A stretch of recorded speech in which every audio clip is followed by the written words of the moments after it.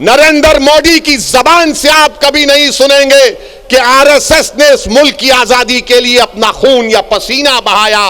नरेंद्र मोदी बात करेंगे औरंगजेब की, नरेंद्र मोदी बात करेंगे शिवाजी की, नरेंद्र मोदी कभी बात करो सन 57 की जंग आजादी में।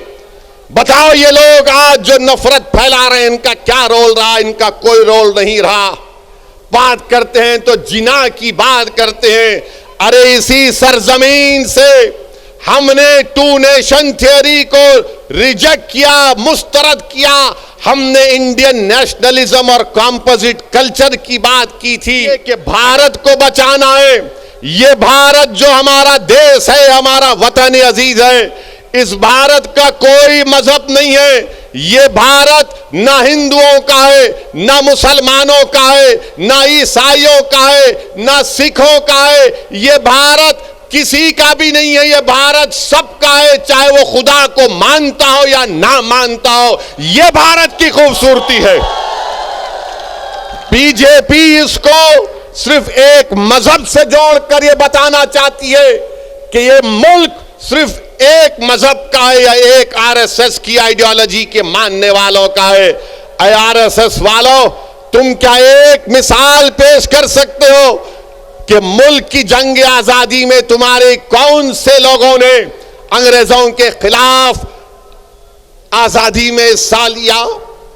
क्या तुम्हारे किसी एक लीडर का तुम नाम बता दो। अरे तुम तो अंग्रेजों से मिले हुए थे। तुम्हारे उस वक्त के सर संचालक ने कहा था, तुम्हारे उस वक्त के सर संचालक ने कहा था कि आजादी की लड़ाई में हिस्सा मत लो। नाम लो मैं उनका। मेरे अजीज दोस्तों और बुजुर्गों, आज आरएसएस भारत के मुसलमानों को देशभक्ति सिखा रही है। जब जरूरत थी अंग्रेजों के खिलाफ लड़ने की तो आप तो खामोश बैठे हुए थे। जब जरूरत थी जेल को जाने की तो आप अपने घर में बैठे हुए थे। अरे हमने हर मैदान में इस मुल्क को अंग्रेजों की गुलामी से आजाद करवाया। नरेंद्र मोदी की जबान से आप कभी नहीं सुनेंगे कि आरएसएस ने इस मुल्क की आजादी के लिए अपना खून या पसीना बहाया। नरेंद्र मोदी बात करेंगे औरंगजेब की, नरेंद्र मोदी बात करेंगे शिवाजी की, नरेंद्र मोदी कभी बात करो सन 57 की जंग आजादी में। बताओ ये लोग आज जो नफरत फैला रहे हैं इनका क्या रोल रहा? इनका कोई रोल नहीं रहा। बात करते हैं तो जिना की बात करते हैं। अरे इसी सरजमीन से हमने टू नेशन थियोरी को रिजेक्ट किया, मुस्तरद किया। हमने इंडियन नेशनलिज्म और कॉम्पोजिट कल्चर की बात की थी। अगर आज हम यहां पर सहारनपुर में हैं, देवबंद में हैं, दंगों में हैं, तो वह जिना के पैगाम को ठुकराने की सबसे बड़ी जीती जागती मिसाल है। मगर इनको सिर्फ जिना याद आता है। समाजवादी को भी आजकल जिन्ना याद आ रहे हैं। अखिलेश को भी जिन्ना जबान पर चढ़ गया। बीजेपी के तो दिल दिमाग पे चढ़ता ही रहता है। मेरे अजीज दोस्तों और बुजुर्गों, एक और धर्म संसद हुआ छत्तीसगढ़ में। कांग्रेस ने कहा जब बीजेपी कर सकती है तो हम क्यों पीछे हटे हैं। कांग्रेस की सरकार छत्तीसगढ़ में, वहां पर धर्म संसद होता है और उस छत्तीसगढ़ रायपुर के धर्म संसद में कांग्रेस का कैबिनेट रैंक का मंत्री बैठा हुआ है।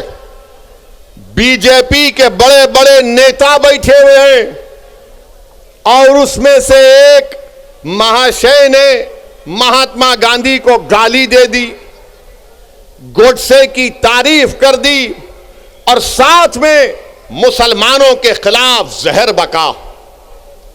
उसी धर्म संसद में यह भी कहा गया, अगर मैं कहूं आपके सामने तो यकीनन मुझे कहना पड़ेगा क्योंकि रिकॉर्ड है रिकॉर्ड में उस रायपुर के धर्म संसद में क्या क्या कहा गया, उसमें एक मोहतरमा भी थी। उनको मिसेस नहीं बोल सकते, उनको मोहतरमा कहना पड़ेगा। मैडम ने कहा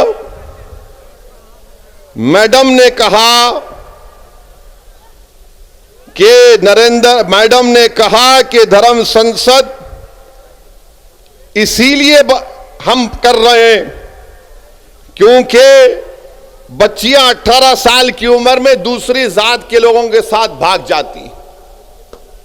मैडम आपको कैसे मालूम भाग जाती हैं?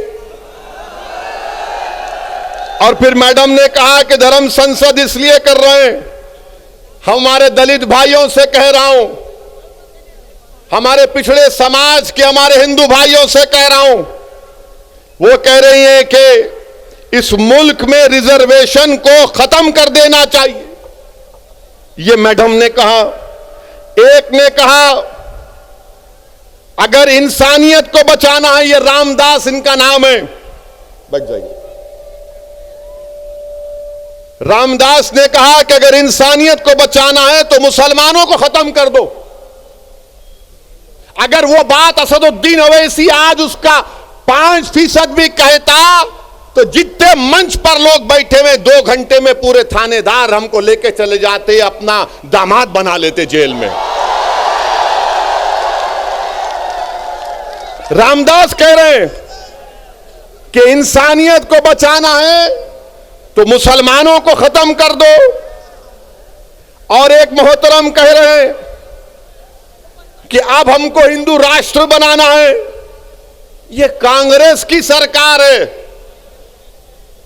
कांग्रेस बीजेपी दोनों बैठे हुए हैं, मगर केस किस पर बुक हुआ? वो आदमी पर बुक हुआ जिसने गांधी को गाली दी थी।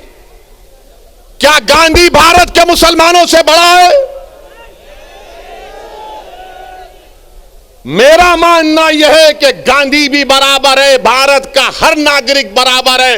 अगर गांधी को गाली दी गई और मुसलमान को गाली दी गई तो दोनों पर केस बुक होना चाहिए।